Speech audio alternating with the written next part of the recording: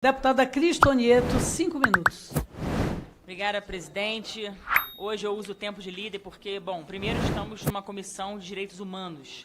E a gente sabe que é bem verdade que alguns defendem direitos humanos de forma seletiva, somente para alguns, em detrimento de outros.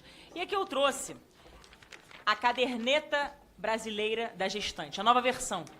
Quando a gente vê essa imagem tão bonita, tão bela, a gente poderia pensar, ah, que coisa incrível. Vai falar sobre o quê? Sobre gestante. Mas, não. Vai falar sobre mãe, sobre maternidade. Para todos os efeitos, vimos que não. Proteção ao bebê. Ah, a caderneta da gestante vai falar de proteção ao bebê. A caderneta vai falar sobre mulher. Pois é.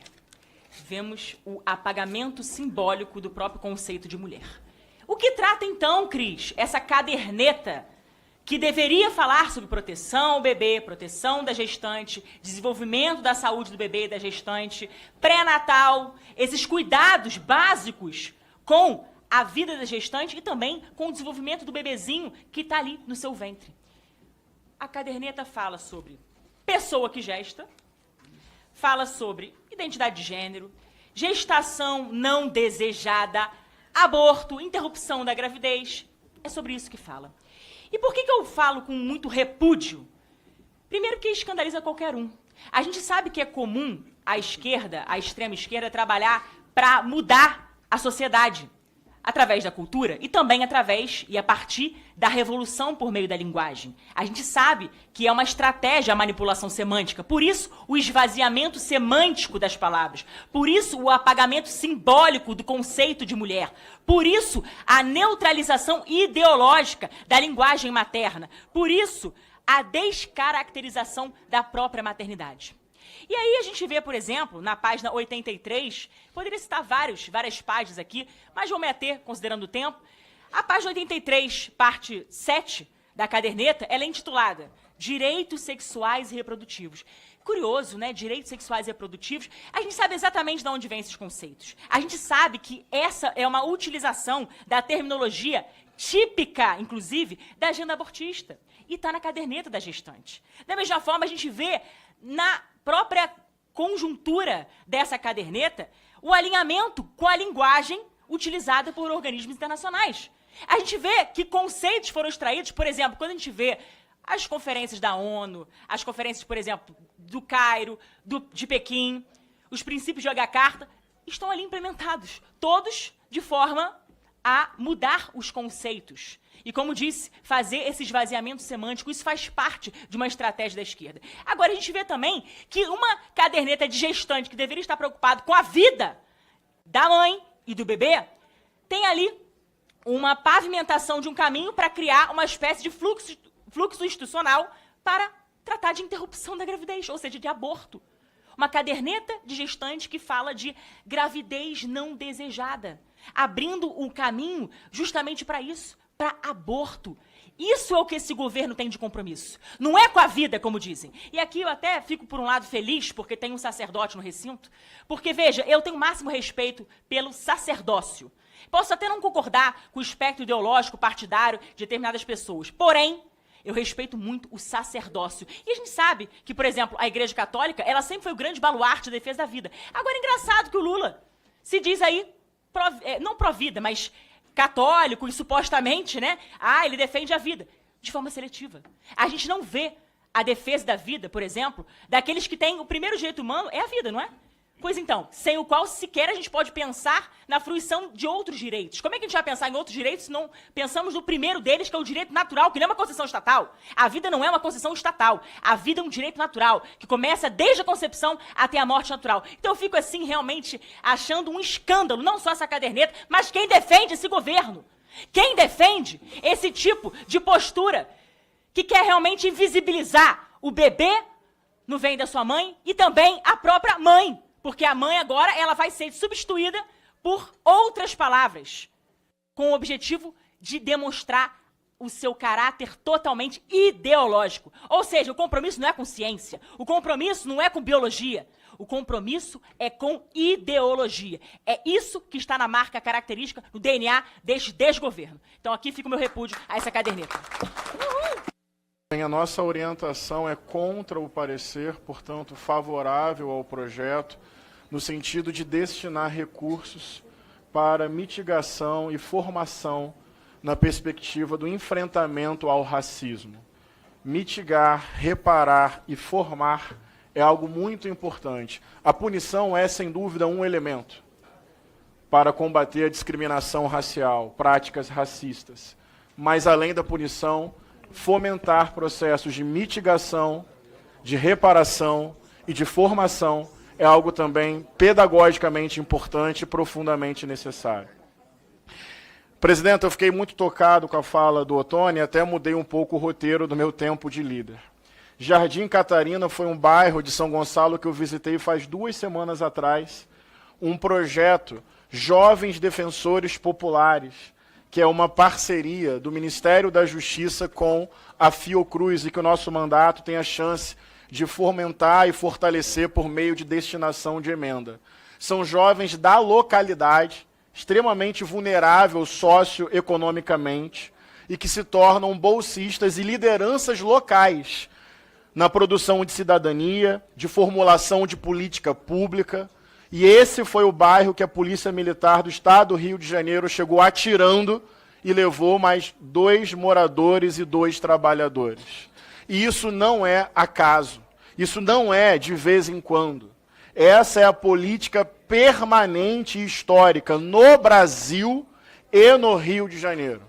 É olhar para a favela como um espaço que pode entrar suspendendo direitos, atirando de qualquer forma. E não é assim que se combate e se asfixia o crime organizado. Como diz o rapper Emicida, no Brasil ainda existe a pele alva e a pele alvo. No Brasil ainda existe a valorização do ser humano de acordo com seu endereço, sua renda, seu gênero e sua cor. Então tem gente que vale mais e tem gente que vale menos numa sociedade elitista e racista. E todo o debate sobre segurança pública muitas vezes é mobilizado por essa lógica que criminaliza a favela, que exalta uma lógica de carnificina, de chegar atirando. Falando do meu Rio de Janeiro, não seria assim no Leblon, não seria assim em Ipanema, não seria assim em São Conrado, não seria assim na Barra, mas na favela é assim que acontece, não é a qualquer momento, é sempre. Hoje o Ottoni falou de Marcelo e Edivan. Eu poderia falar da Kathleen, grávida, passeando com a sua avó. Eu poderia falar da Maria Eduarda dentro da sua escola. Eu poderia falar do Marquinhos com o uniforme da escola indo em direção à sua escola. Eu poderia falar de João Pedro em São Gonçalo também, assassinado dentro da própria casa, brincando com os amigos.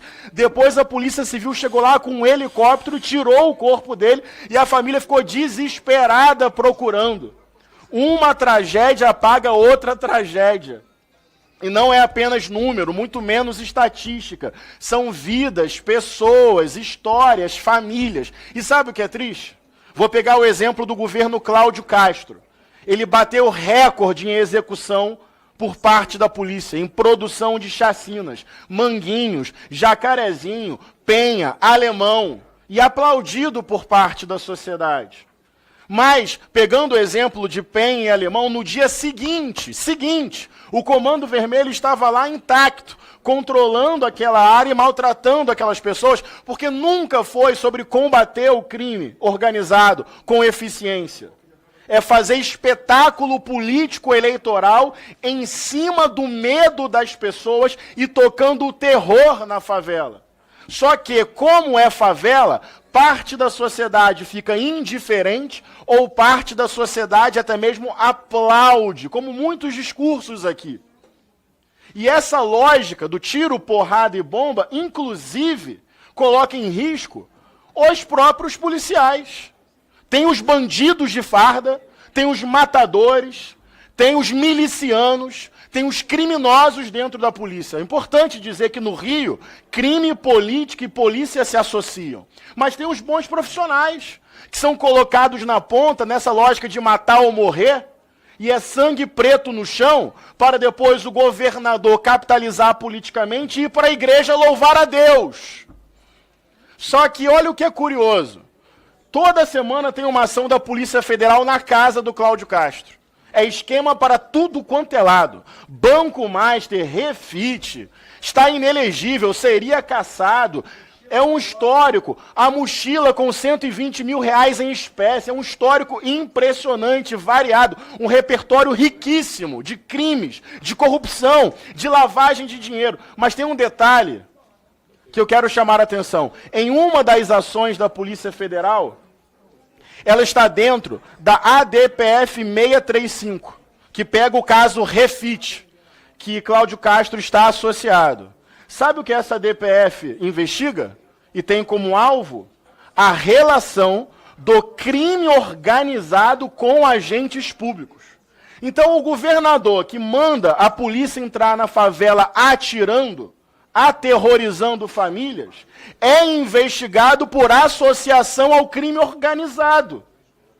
É exatamente isso, é o retrato do Rio de Janeiro. É pura hipocrisia. E as organizações criminosas continuam crescendo, as milícias que são criminosas continuam crescendo, mas é corpo preto de trabalhador, de morador, de criança, de adolescente, de adulto, de idoso, caindo no chão. E por que a sociedade não para? Por que não entra em alerta máximo? Porque é favela, gente. Porque é pobre, gente. Porque esse país ainda define quem vale mais e quem vale menos pela cor da sua pele. Ainda tem a pele alva e a pele alvo. Tem a cidadania e a subcidadania. Tem a humanidade e a subhumanidade. Eu lembro, presidenta, do caso da Maria Eduarda, que estava dentro da escola. Daí teve um tiroteio entre polícia, Hélio, e o tráfico na frente da escola. Tecnicamente falando, isso é um absurdo.